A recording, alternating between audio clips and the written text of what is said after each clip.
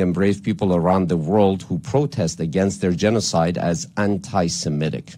They label and oppress people who have stood up against 7 decades of occupation and humiliation as terrorists. It is Israel that has assassinated our scientists, diplomats, and even guests on our soil, and supported, both covertly and overtly, terrorist groups like ISIS. Iran, in contrast, has supported popular liberation movements of people that have been victims of 4 generations of the crimes and colonialism of the Israeli regime.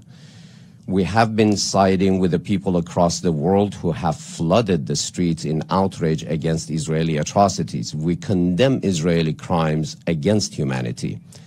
It is imperative that the international community should immediately stop the violence and bring about a permanent ceasefire in Gaza and bring an end to the desperate barbarism of Israel in Lebanon before it engulfs the region and the world. Israel has been defeated in Gaza, and no amount of barbaric violence can restore its myth of invincibility.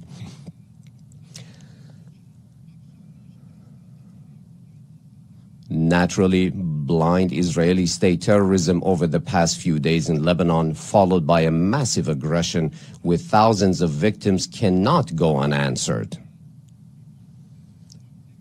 The responsibility for all consequences will be borne by those governments who have thwarted all global efforts to end this horrific catastrophe and have the audacity to call themselves champions of human rights. The only path to end this 70-years-old nightmare in West Asia and the world is to restore the right of all Palestinians to self-determination.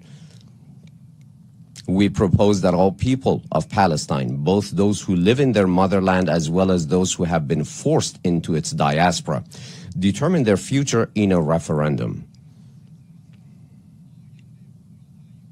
We are confident that through this mechanism we can achieve a lasting peace with Muslims, Christians, and Jews living alongside one another in one land in tranquility and peace and away from racism and apartheid.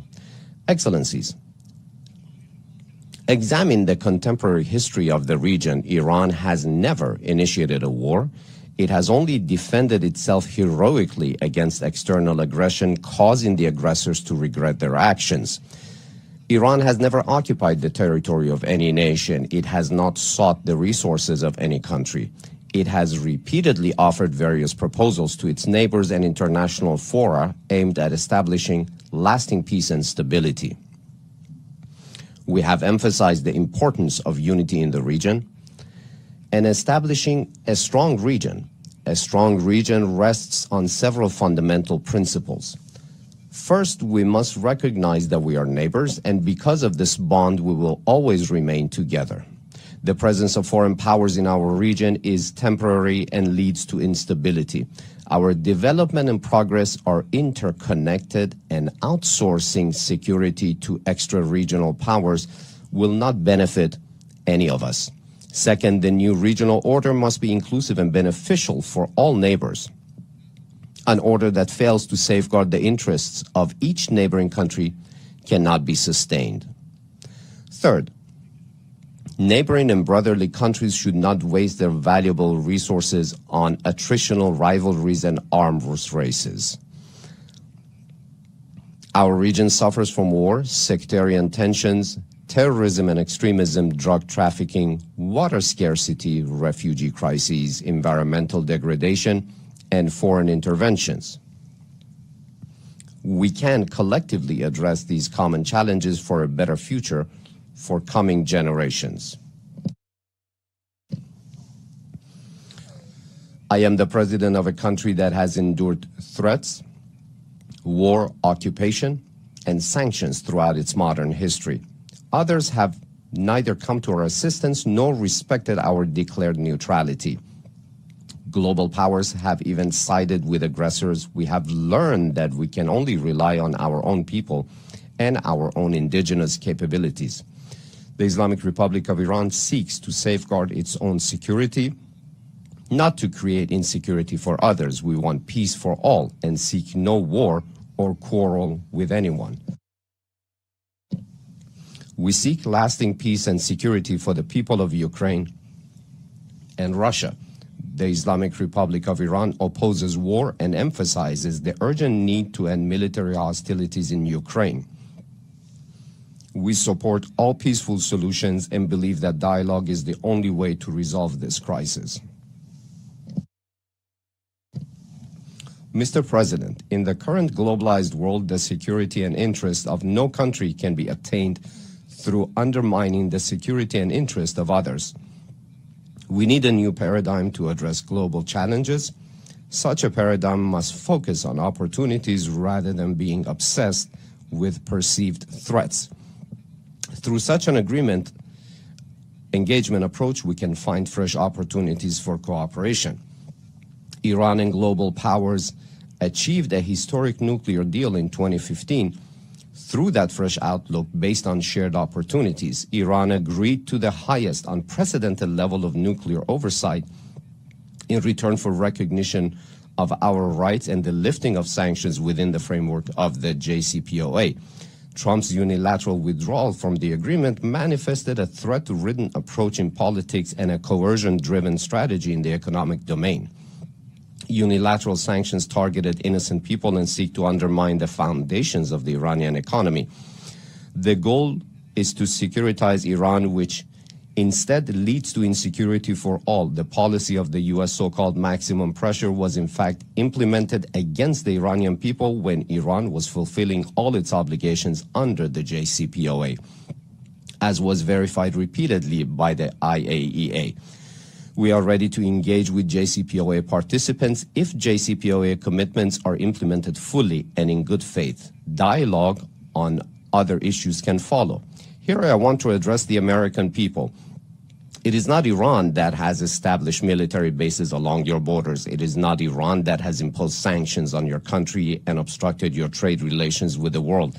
It is not Iran that prevents you from accessing medicine. It is not Iran that has restricted access to the global banking and financial system. It is not we who have targeted your military leaders. Rather, it is the United States that assassinated Iran's most revered military commander at the Baghdad airport. My message to all states pursuing a counterproductive strategy towards Iran is to learn from history. We have the opportunity to transcend these limitations and enter into a new era. This era will commence with the acknowledgement of Iran's security concerns and cooperation on mutual challenges. Sanctions are destructive and inhumane weapons designed to cripple a nation's economy. The deprivation of access to essential medications is one of the most painful consequences of the sanctions, endangering the lives of thousands of innocent people. This measure is not only a blatant violation of human rights, but also constitutes a crime against humanity. Our nation has demonstrated resilience in the face of numerous hardships throughout the past few years caused by sanctions. Although the wounds inflicted by these sanctions are deep within our society, confronting this bitter experience has transformed us into a stronger nation with unwavering resolve and self-confidence. In order to build a better future world, Iran stands prepared to foster meaningful economic, social, political, and security partnerships with global powers and its neighbors based on equal footing. The appropriate response to this message from Iran is not to impose more sanctions, but to fulfill existing obligations to remove sanctions, benefiting the Iranian people, hence laying the foundations for more constructive agreements. I hope that this message from Iran is carefully heard today. Thank you, Mr. President. On behalf of the Assembly, I wish to thank the President of the Islamic Republic of Iran.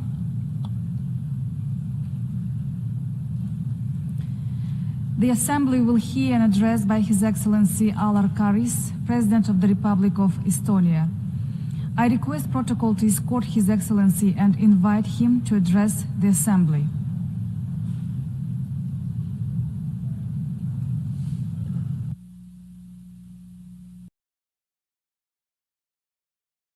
Thank you, Your Excellency,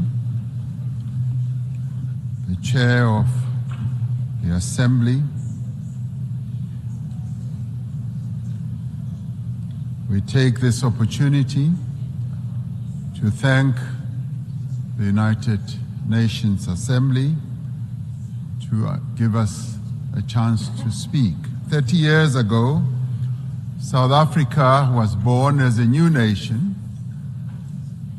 equal, united, and free from apartheid.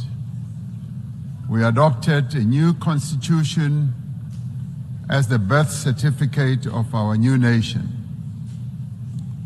Our first democratic elections brought the tyranny of apartheid to an end, a system that this General Assembly had declared to be a crime against humanity. In adopting Resolution 2202A in 1966, as later endorsed by the Security Council in 1985, the United Nations was a beacon of hope in our quest for justice. The great wave of solidarity of the peoples of the world, led by the United Nations, turned the tide against apartheid. Today, democracy flourishes in South Africa. We have a progressive constitution, an entrenched human rights culture, and strong institutions. We have laws to advance equality and programs to protect society's most marginalized and vulnerable. We continue to transform our economy so that it is in a more competitive position to create jobs, to attract more investment, and that it should benefit all.